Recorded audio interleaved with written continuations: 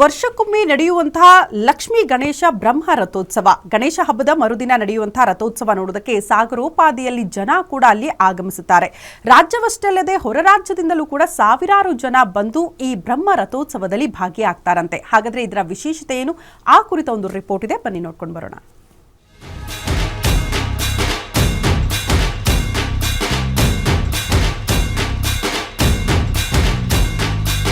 ಹೀಗೆ ವಿನಾಯಕನ ಉತ್ಸವ ಮೂರ್ತಿಯನ್ನು ಹೊತ್ತು ಸಾಗುತ್ತಿರುವ ಭಕ್ತರು, ವಿನಾಯಕನಿಗೆ ಪೂಜೆ ಸಲ್ಲಿಸುತ್ತಿರುವ ಆಹಾರ ಸಚಿವ ಕೆಎಚ್ ಮುನಿಯಪ್ಪ, ಶಾಸಕ ಸಮೃದ್ಧಿ ಮಂಜುನಾಥ್, ರಥೋತ್ಸವಕ್ಕೆ ಹರಿದು ಬರುತ್ತಿರುವ ಜನಸ್ತೋಮ, ಇವೆಲ್ಲ ದೃಶ್ಯಗಳು ಕಂಡುಬಂದಿದ್ದು ಕೋಲಾರದಲ್ಲಿ.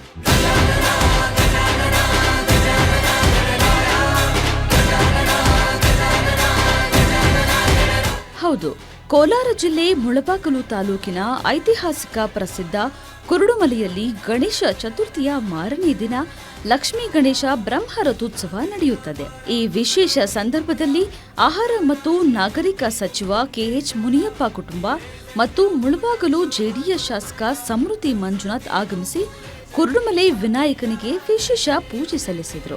ನಂತರ ಉತ್ಸವ ಮೂರ್ತಿಗೆ ನಮಸ್ಕರಿಸಿ ಹೆಗಲ ಮೇಲೆ ಹೊತ್ತು ಬಂದ ಸಮೃದ್ಧಿ ಮಂಜುನಾಥ್ ನಂತರ ರಥೋತ್ಸವಕ್ಕೆ ಚಾಲನೆ ನೀಡಿದರು. ಇನ್ನು ಈ ಸಂದರ್ಭದಲ್ಲಿ ಮಾತನಾಡಿದ ಸಚಿವ ಕೆಎಚ್ ಮುನಿಯಪ್ಪ, ಜನತೆಗೆ ಒಳ್ಳೆಯದಾಗಲಿ ಎಂದು ಪ್ರಾರ್ಥನೆ ಸಲ್ಲಿಸಿದ್ದಾಗಿ ಹೇಳಿದರು.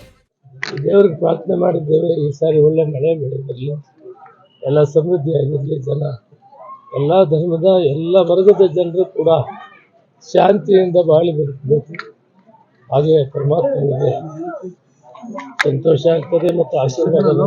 ಅದರಿಂದ ಇಲ್ಲಿ ಬಂದ ಗಣೇಶನು, ಪಾರ್ವತಿ ಪರಮೇಶ್ವರ ಎಲ್ಲರೂ ಕೂಡ ಪೂಜೆ ಮಾಡಬೇಕು, ರೆಗ್ಯುಲರ್ ಆಗಿ. ಇನ್ನು ಕುರುಡುಮಲೆಯಲ್ಲಿರುವ ವಿನಾಯಕನಿಗೆ ಸಾಕಷ್ಟು ಇತಿಹಾಸವಿದೆ. ಈ ವಿನಾಯಕನನ್ನು ತ್ರಿಮೂರ್ತಿಗಳಾದ ಬ್ರಹ್ಮ, ವಿಷ್ಣು, ಮಹೇಶ್ವರ ಪ್ರತಿಷ್ಠಾಪನೆ ಮಾಡಲಾಗಿತ್ತು. ಈ 3 ಯುಗಗಳಿಂದಲೂ ಈ ಸಾಲಿಗ್ರಾಮ ಶಿಲಾ ವಿನಾಯಕನಿಗೆ ಪೂಜೆ ಸಲ್ಲಿಸಲಾಗುತ್ತಿದೆ. ಗಣೇಶ ಚತುರ್ಥಿಯ ಮಾರನೇ ದಿನ ನಡೆಯುವಂತಹ ಲಕ್ಷ್ಮೀ ಗಣೇಶ ಬ್ರಹ್ಮ ರಥೋತ್ಸವಕ್ಕೆ ಕೇವಲ ರಾಜ್ಯವಷ್ಟೇ ಅಲ್ಲದೆ ದೇಶದ ಮೂಲೆ ಮೂಲೆಗಳಿಂದ ಭಕ್ತ ಸಾಗರ ಹರಿದು ಬರಲಿದೆ.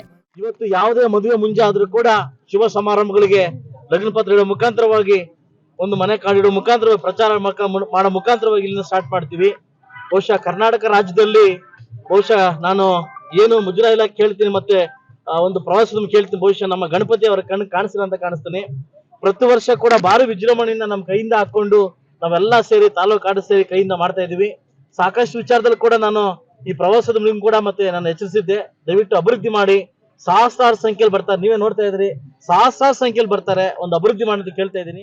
ಒಟ್ಟಾರೆ 3 ಯುಗಗಳ ಇತಿಹಾಸ ಹೊಂದಿರುವ ಕುರುಡುಮಲೆ ವಿನಾಯಕನ ಲಕ್ಷ್ಮೀ ಗಣೇಶ ಬ್ರಹ್ಮರಥೋತ್ಸವಕ್ಕೆ ಸಾವಿರಾರು ಜನರು ಸಾಗರೋಪಾದಿಯಲ್ಲಿ ಬಂದು ದೇವರ ಕೃಪೆಗೆ ಪಾತ್ರರಾದರು. ಅದೇ ರೀತಿ ಹಲವು ರಾಜಕೀಯ ಮುಖಂಡರು ಕೂಡ ತಮ್ಮ ನಂಬಿಕೆಯ ದೈವಕ್ಕೆ ಪೂಜೆ ಸಲ್ಲಿಸಿ ಪುನೀತರಾಗಿದ್ದು ವಿಶೇಷವಾಗಿತ್ತು. Gangapura Kumar, guarantee news, Kolar.